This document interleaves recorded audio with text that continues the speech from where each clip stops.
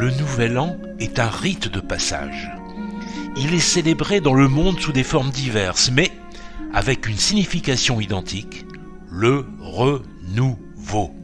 Bon, vous conviendrez avec moi que plus grand monde ne s'écrit à minuit sous le bouquet de gui au gui l'an neuf.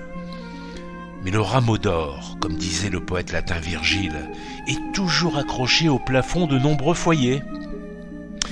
C'est au cours de la 6e nuit du solstice d'hiver, la première de l'année celtique, la nuit mère, qu'un druide, vêtu de blanc, s'enfonce dans la forêt pour y cueillir le gui sacré du chêne, avec une serpe d'or, et le recevoir dans un drap de lin d'une blancheur immaculée,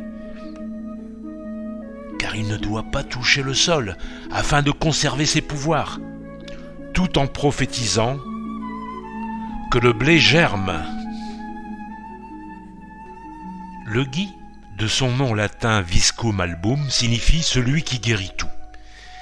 C'est une plante parasite poussant sur les arbres, sur les chênes, sur les pommiers, et dont les touffes vertes sont pointillées par de fines baies opalines. Magie et passé lointain et fort mystérieux. La plante est vénérée par les Gaulois, les Scandinaves et toutes les populations païennes qui lui prêtent des qualités médicinales et thérapeutiques. Le gui, au pouvoir mystérieux et magique, est capable de guérir toutes les maladies, chasse les mauvais esprits, purifie l'âme, neutralise les poisons et favorise la fertilité des troupeaux. Le gui est une plante miracle. Les Celtes l'accrochent à leur porte en guise de protection, jadis consacrée au soleil. Il sera décrété païen au IVe siècle, au moment où les fêtes de Noël seront instaurées en remplacement du culte de Diamitra, du sol invictus, ce qui vaut au gui d'être banni et remplacé par le hou. Alors, on s'embrasse sous le gui, lors des festivités célébrant la mort de l'ancien soleil et la renaissance du nouveau. Ce rite n'a pas totalement disparu. Les traditions populaires résistent bien. C'est ainsi que le gui joue encore un rôle dans nos traditions françaises et anglaises, ou du moins chez les populations descendant des Celtes.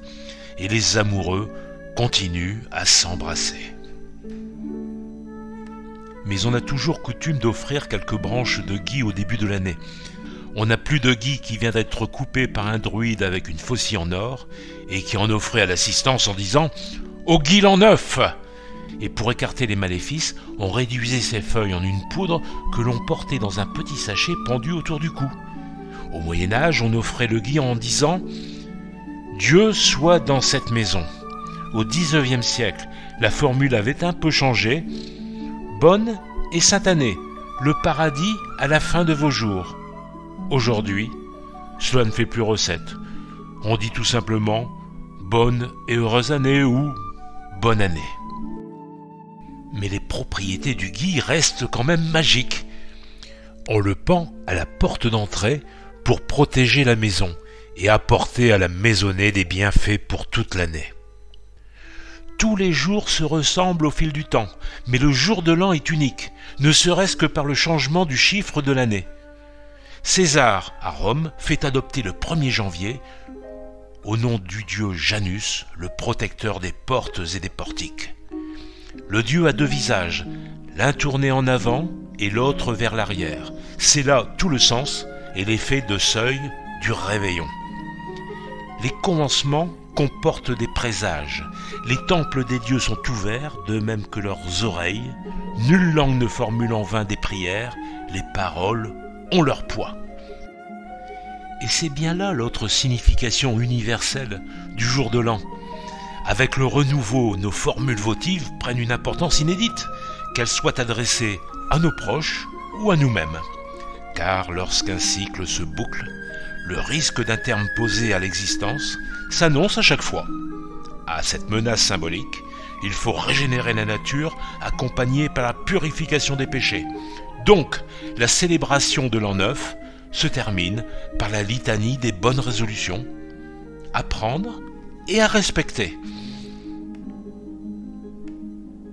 Alors, au Guy l'an 9, joyeuse nouvelle année!